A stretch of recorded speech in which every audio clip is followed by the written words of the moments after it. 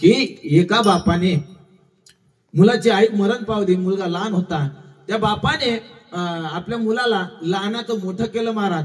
दुसऱ्याच्या शेतामध्ये राब कष्ट करत होता.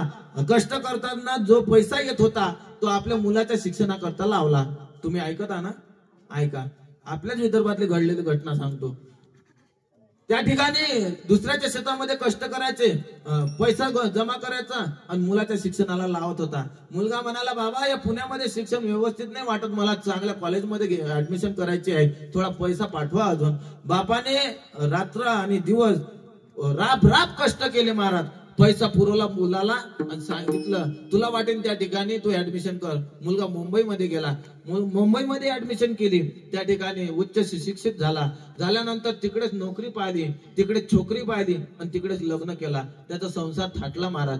जिथपर्यंत पैशाची गरज होती तिथपर्यंत वडिलाला कॉल केला. आता गरज संपली, नोकरी आहे, आर्थिक अडचण, तंदुरुस्त आहे, पत्नी आहे, लेकरं आहेत, बाकरं आहेत. बापाला असं वाटलं आपला मुलगाचा अजून फोन नाही आला. कमीत कमी 6 महिने झाले मुलाचा फोन नाही आला. पण शेवटी आई वडिलांचं अंतकरण आहे महाराज. ते आई वडिलांचं अंतकरण कसं असते, लोण्याचा गोळा पाहिला का?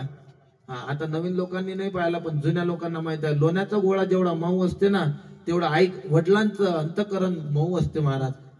त्या ठिकाणी शेवटी बाबाला दया आली. दया आल्यानंतर बापाला जसं वाटलं की आपल्या मुलाला वेळ नसेल, त्याला भेटण्याकरता मुंबईला गेला. मुंबईला गेल्यानंतर फाटके कपडे होते, फाटकं धोतर होतं, मळलेली टोपी, मळलेलं दुपट्ट होतं. गेला मुंबईला गेल्यानंतर मुलाच्या ऑफिसच्या कंपाऊंडच्या बाहेरच्या गेटवर बाप उभा आहे आणि कंपाऊंडच्या आतमध्ये ऑफिसच्या गेट जवळ मुलगा आहे. आजूबाजूला क्लास 1 ऑफिसर आहेत, मित्र परिवार आहे.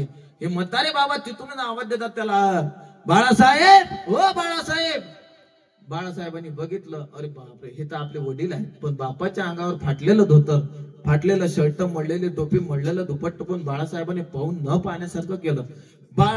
त्या ठिकाणी बापाने आवाज दिला म्हाताऱ्यानं, हे बाळासाहेब, बाळासाहेब.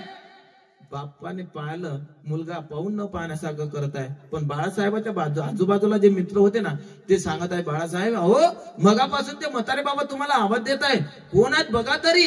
बाळासाहेबांनी बघितलं, बापाच्या अंगावरलं फाटलेलं धोतर, फाटलेलं शर्ट, मळलेलं टोपी, मळलेलं दुपट्ट पाहून बाळासाहेबाला लाज वाटली. बाळासाहेब मित्राला म्हणता, ते का, ते तर माझ्या कामावरचे गडी आहेत. बापाने ऐकलं तसं बापाच्या डोळ्यामधून अश्रूच्या धारा लागल्या महाराज.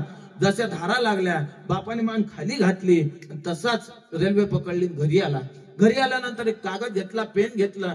पेन घेतल्यानंतर बाळासाहेबाला बाप पत्र लिहितो, चिरंजीव बाळासाहेब ऐका, अहो हेच ते माझ्या अंगावरचे कपडे, फाटलेलं धोतर, मळलेलं शर्ट, मळलेलं दुपट्ट, मळलेली टोपी पाहून तुम्हाला लाज वाटली ना बाळासाहेब या कपड्यांची?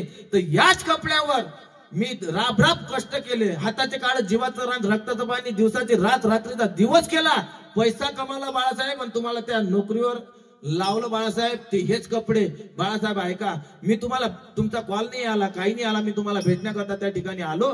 आल्यानंतर तुमच्या ऑफिसच्या कंपाऊंडच्या समोरून उभं राहून तुम्हाला आवाज देऊ लागलो, बाळासाहेब हो बाळासाहेब. तुम्ही माझ्याकडे पाहून न पाहण्यासारखं केलं, त्याचं कारण हेच कपडे, ते फाटलेलं धोतर, फाटलेलं शर्ट, मळलेलं दुपट्ट, हे पाहून तुम्ही पाहून न पाहण्यासारखं केलं. तुमच्या मित्रांनी सांगितलं, बाळासाहेब मगापासून ते म्हातारे बाबा तुम्हाला आवाज देतात, कोण आहेत होते? तर तुम्ही सांगितलं माझ्या अंगावरले कपडे पाहून की तो माझ्या कामावरचा गडी आहे.